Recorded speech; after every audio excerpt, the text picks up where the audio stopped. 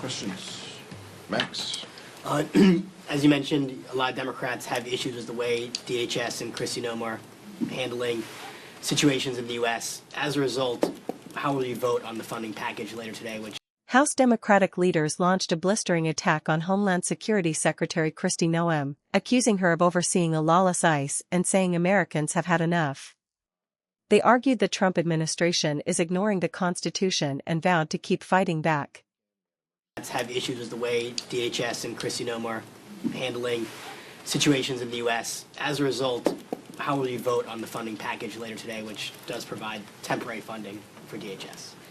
I think we'll have members on, some members will vote yes and some members will vote no. This has been a topic of discussion that we've had that you guys have reported on over the weekend. We had emergency caucus meetings where we were hearing from members. We understand the perspectives that our members bring to the table. Some of the appropriators feel like they need to support this deal. Other members feel deeply concerned that even 2 weeks of ICE continued funding is, in a sense, blessing what they have done and what they will continue to do, terrorizing our communities. But our caucus is united, and look, I know you folks are going to talk about this vote. We're opposing the rule because Speaker Johnson apparently told his crew that they could pass this on suspension over the weekend, as was reported. That's false. There was no discussion that would lead any rational person to believe that 100 Democrats could vote for this. If they have a problem passing these bills, they need to talk to Hakeem Jeffries. But the first step was in admitting that this can't pass on suspension, and so now they have to pass a rule. If they pass a rule, which we'll see in the next few hours, then we'll have a quick debate and we'll see where members land on this. This has been the unifying force of members, though, has been these things. Has been Kristi Noem is the head of this agency that is seemingly lawless and doesn't care about the First, Second, Fourth, or 10th Amendment, and she's got to go. We want to protect our communities. We've said that from the very first press conference that the vice chair and I did last year after the president, pardoned violent criminals. And that continues to be a focal point, is what is best to protect our communities while respecting the rule of law. And what we know is that Kristi Noem doesn't believe in this. They're willing to let Stephen Miller make policy over there. And I think what members were also showed is 59% of Fox, this is a Fox poll, 59% said ICE was too aggressive. So Speaker Johnson is on the wrong side of this. He's already dismissing some of the reasonable reforms that we're offering. The proof continues to be the American people, speaking in a poll, at Fox, or speaking at the ballot in Texas. The American people are fed up of this. They are fed up of lawless ICE. They are fed up of runaway budgets with no accountability, and they are fed up of the rhetoric that Republicans are trying to offer to justify this lawlessness. And it's going to be on us. It's going to be on House Democrats to push back. And we will push back now. We will push back in February, and we will push back all the way through November until we get an opportunity to change the temperature in this place.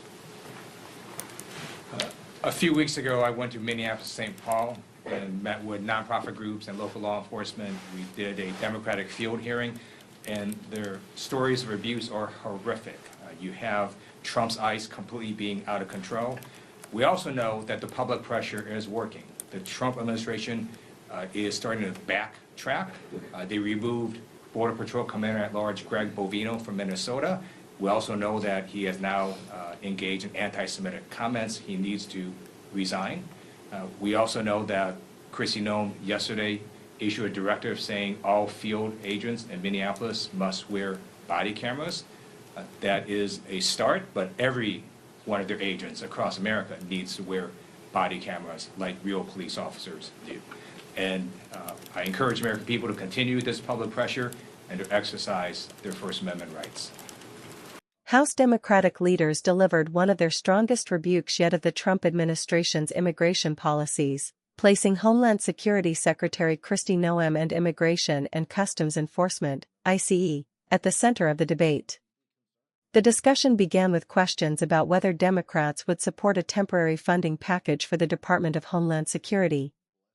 Democratic leaders explained that members of the caucus held differing views. Some believed the funding agreement was necessary to keep the government operating, while others worried that approving additional funding, even temporarily, would effectively endorse ICE's current enforcement actions. Despite those differences, Democratic leaders stressed that their caucus remained united on one central issue: opposition to what they described as unlawful conduct by the Department of Homeland Security under Kristi Noem's leadership. They accused ICE of operating without sufficient accountability and argued that constitutional protections, including First, Second, Fourth and 10th Amendment rights, were being ignored during immigration enforcement operations. Democrats also criticized House Speaker Mike Johnson's legislative strategy, arguing that Republicans had miscalculated Democratic support for the funding package.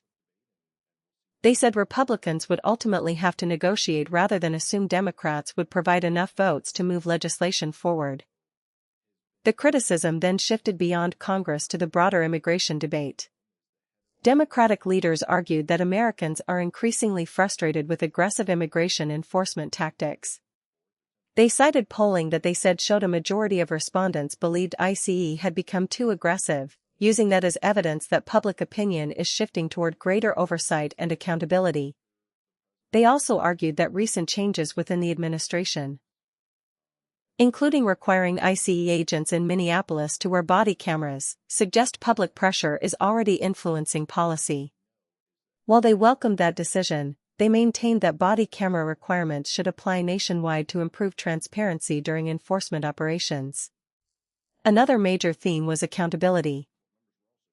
Democratic leaders described stories they said they had heard during meetings with community organizations and local law enforcement officials regarding immigration enforcement practices. They argued that protecting public safety and enforcing immigration law should not come at the expense of constitutional rights or public trust. From a Democratic perspective, the central message was that immigration enforcement must remain consistent with the rule of law. Democrats have argued that border security and constitutional protections are not mutually exclusive, and that federal agencies must be held accountable when concerns arise about their conduct. Republicans, by contrast, have generally defended tougher immigration enforcement as necessary to strengthen border security and enforce existing immigration laws.